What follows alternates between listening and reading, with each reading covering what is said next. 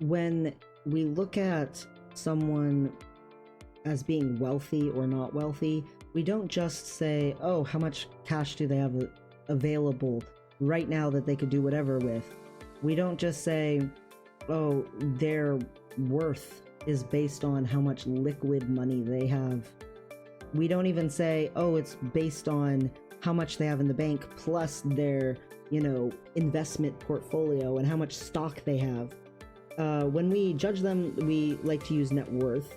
I personally prefer other things, but net worth is the common threshold.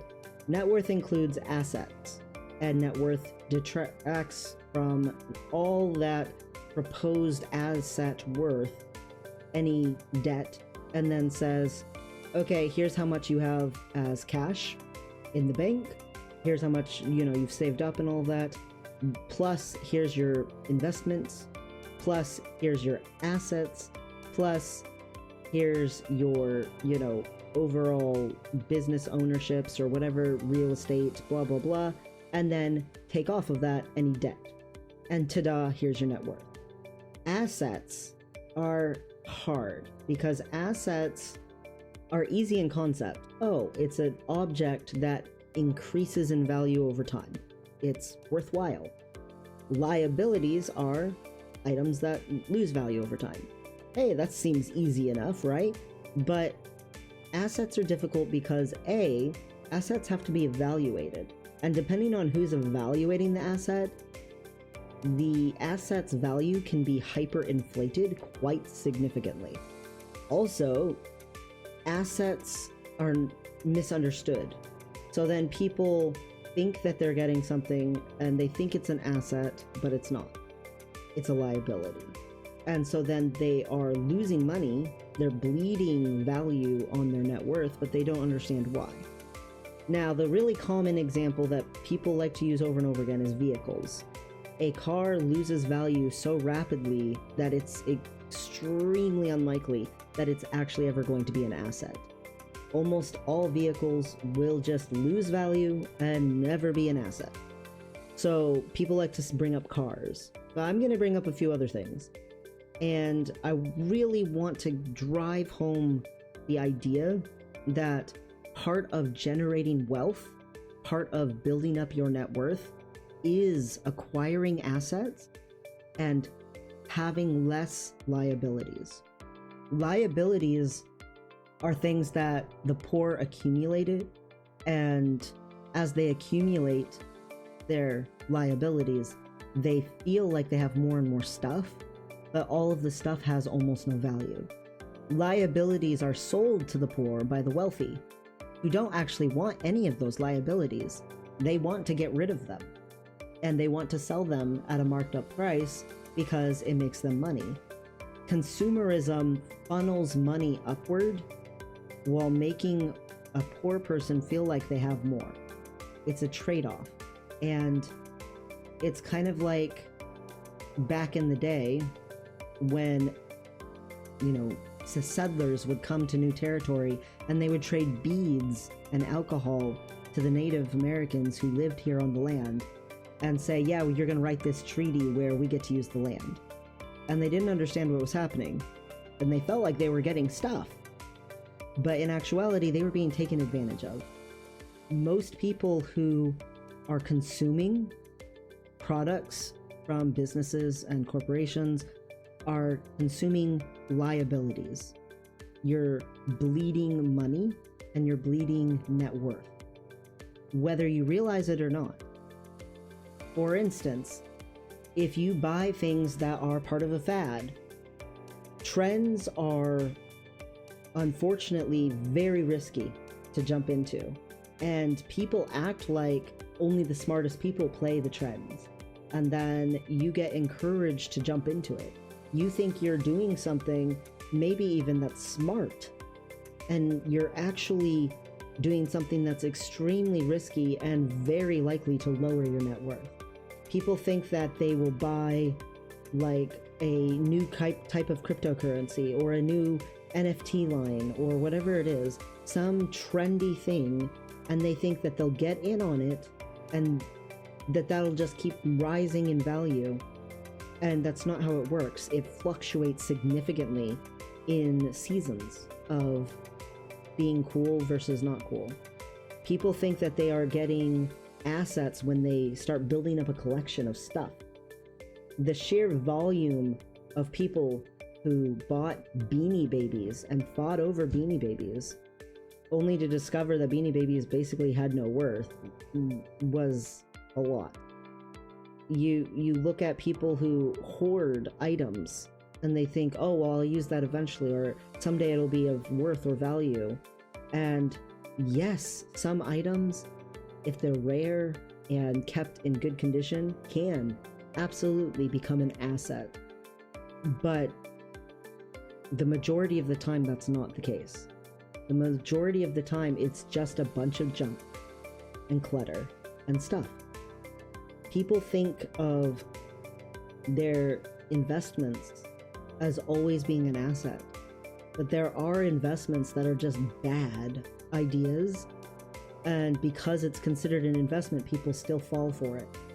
People also have been in the past convinced that going into debt can be an asset. And while that can be true in very particular situations, the majority of the time it is not. People get convinced, oh, you should take on this financing because it'll raise your credit, and at the same time, while you have this credit going up, you want to leave that debt there as long as possible to keep that credit score looking beautiful, while also the interest rate's really not that big of a deal, and you can pay it, so whatever. And that debt, in actuality, is expensive.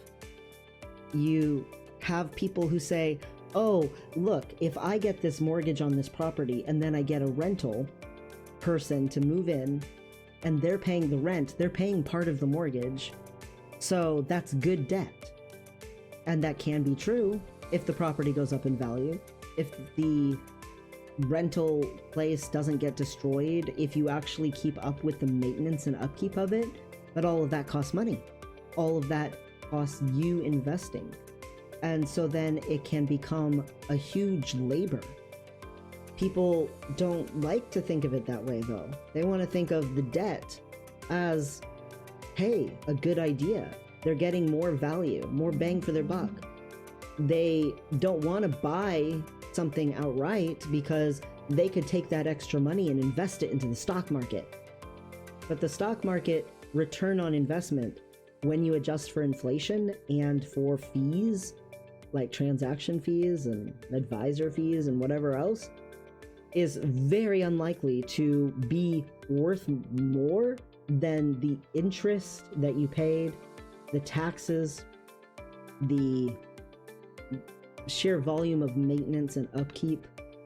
You think you bought an asset and that the debt is part of the asset because it got you that item faster.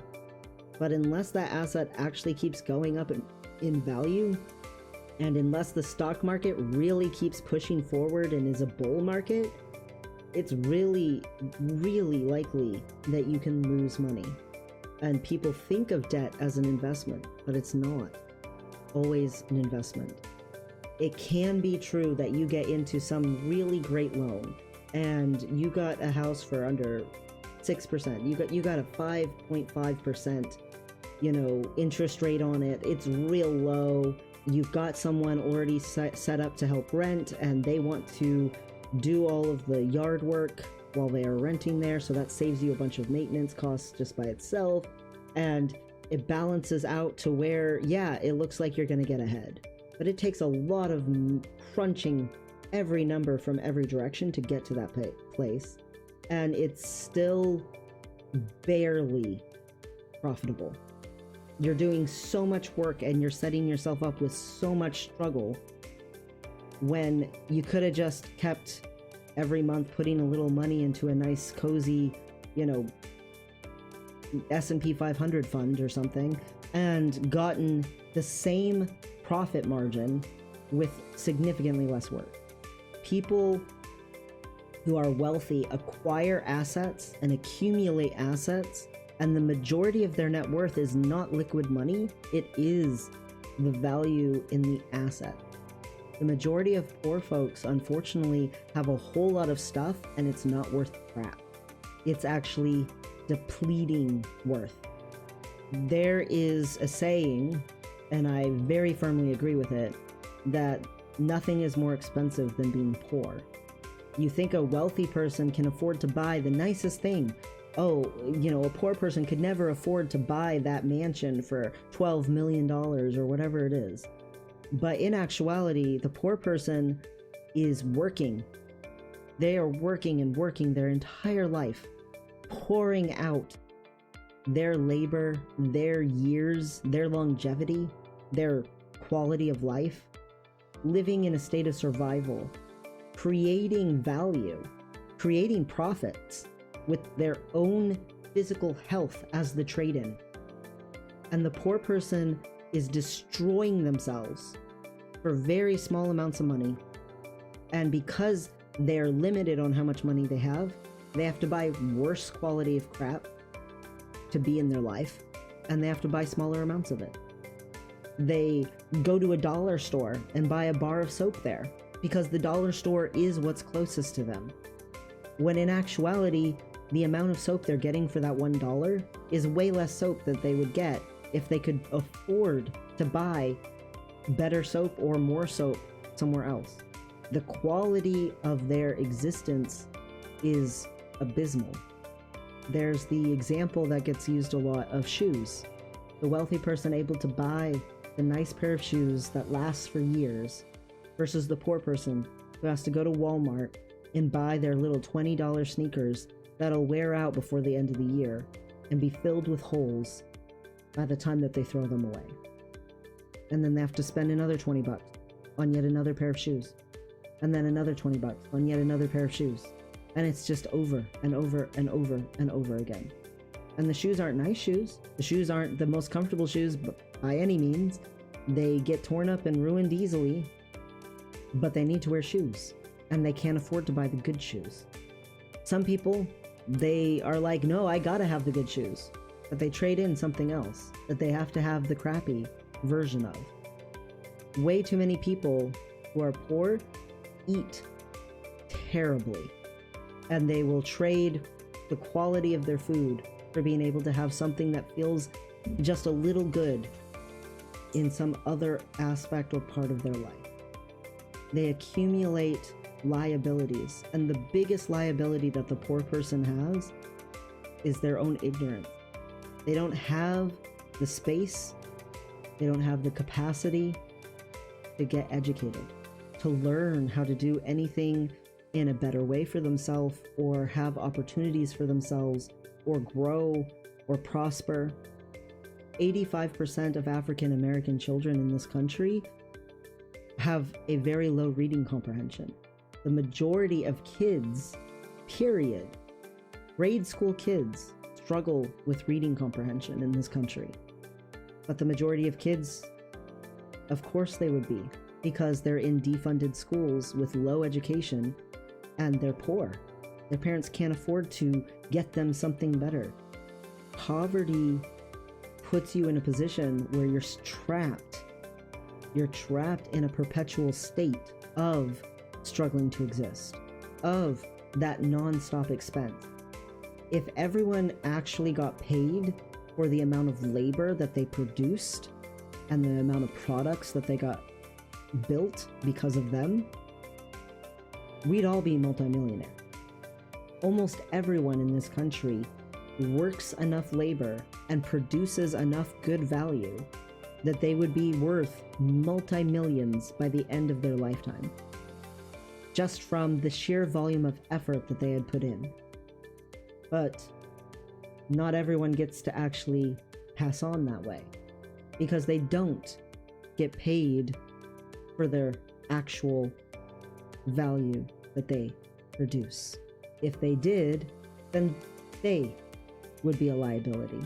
And the wealthy like accumulating assets.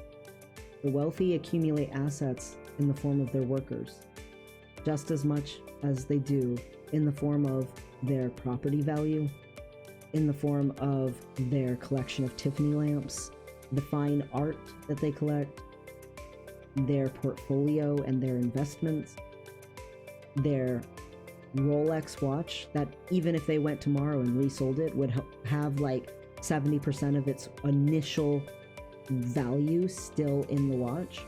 It's technically a liability, but not by as huge of a margin as pretty much everything a poor person buys. A poor person is an asset to a rich person because they can hire them for less than a livable wage and force that person to rely upon government welfare systems. A person who works at, say, Walmart, and then also has to get food stamps because they can't afford to feed themselves with the income that they got from working at Walmart, is then allowing their own taxes to go toward paying off the subsidization of their own wages. The average US citizen is paying taxes, and part of those taxes help with welfare systems because people can't survive because they don't have livable wages. If they did have livable wages, they wouldn't need the welfare systems. But there is no expectation for the business to actually pay a livable wage. And so we subsidize the wages by creating the welfare systems to fill in the gap. And our welfare systems are terribly run. They are very, very underfunded, and people have to wait in hours-long queues to get help, to get food, to get childcare. They wouldn't have to do any of that if they had a livable wage. But if they had a livable wage, then the rich person who owns the business, who runs the business, who is the person who's a shareholder on the board of directors, whoever they are, would get less. And they falsely believe that in order for someone to have more, someone else has to have less. And that's not necessarily true. Research has shown that that is very untrue. But sadly, it is the system that is currently in place. A poor person is easily exploited. They're in a state of desperation. So they'll accept less than they deserve because they are desperate to have anything. And that turns them into an asset because they can be overused, they can be destroyed, and it's not that big of a deal.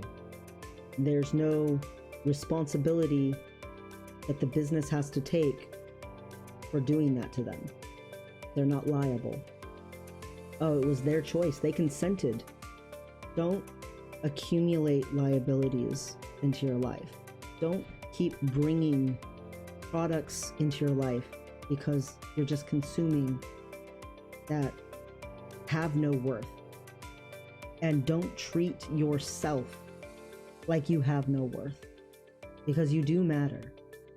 The way that the consumerism and the system is set up and the financial systems oppress in our current situation in this country is not healthy, it's not sustainable, and it's absolutely not your fault. Flaws in a financial system should not be the responsibility of the individual, but the responsibility of the system itself. And we did pass laws in this country making corporations able to have the same rights as a person, which means that they also should be held to the same responsibilities. But they're not. I don't know when that will change, but I do know that you matter. And if you are a person who is sacrificing yourself, please don't. It's not worth it, and you deserve better. It is egregious that the wealthiest country in the world forces a ridiculous amount of our citizens to have so completely little that their only option is a welfare system, and that welfare system subsidizes their maltreatment by businesses. The very workers who are being marginalized are paying taxes toward their own bad treatment. A worker who is creating a huge amount of profit is being paid almost nothing. And so they are absolutely a very valuable asset. And the profit margin is way higher than the profit margin off of a stock in your portfolio or off of a accruement of property value over a couple of years. Liabilities and assets are not as simple as buying a physical object, and I wish more people understood that.